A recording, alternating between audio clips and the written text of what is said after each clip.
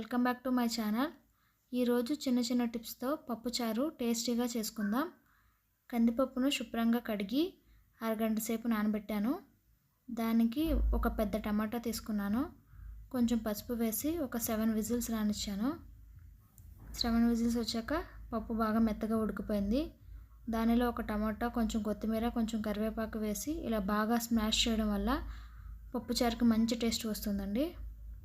బాగా మ్యాష్ చేసేసుకున్నాను. మీ టేస్ట్కి తగ్గట్టు కారం కూడా ఈ టైంలోనే వేసుకోండి. ఇప్పుడు వేసుకుని నీట్గా కలిపేస్తే కారం ఉండలాగా కట్టకుండా ఉంటుంది.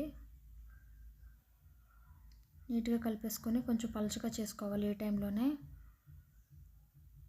మిర్చి కూడా ఈ టైంలోనే వేసుకోవాలండి.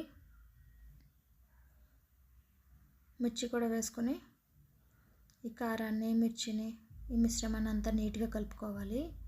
కొంచెం పలుచగా చేసుకున్నాను. చూసారుగా, ఇంత పలుచగా ఉంటే మరిగేసరికి టైప్ సరిపోతుంది.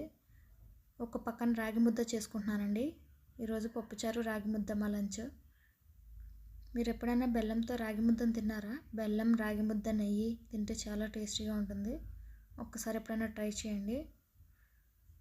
ఇప్పుడు దీంట్లో చింతపండు రసం వేసుకున్నాను. మీ టేస్ట్కి తగ్గట్టు వేసుకోండి చింతపండు రసాన్ని.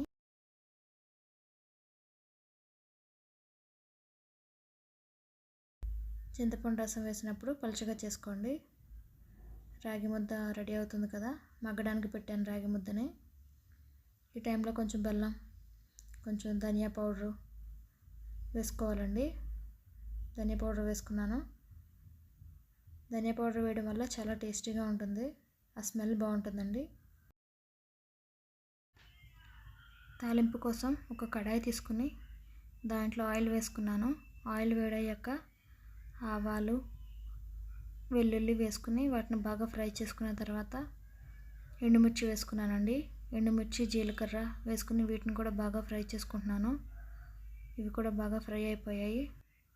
కొంచెం ఇంగువ వేసుకుంటున్నానండి. ఇంగువ కూడా బాగా ఫ్రై అయిన తర్వాత కరివేపాకు వేసుకుంటే తాలింపు రెడీ అవుతుంది.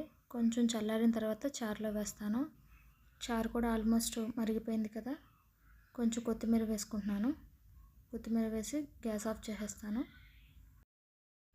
నేను చెప్పిన ఈ చిన్న చిన్న టిప్స్ని ఫాలో అవుతూ ఒక్కసారి ఇలా ట్రై చేయండి పప్పుచారుని. చాలా టేస్టీగా వస్తుంది. నా వీడియోస్ మీకు ఎలా అనిపిస్తున్నాయో కామెంట్ బాక్స్లో తెలియచేయండి. మీరు లైక్ చేయడం వల్ల నా వీడియోస్ కొంతమందికి షేర్ అవుతాయండి. తాలింపు కూడా వేసేసుకొని కలిపేసుకుంటే కమ్మటి పప్పుచారు రెడీ అవుతుందండి. Please like, share, subscribe my mom channel.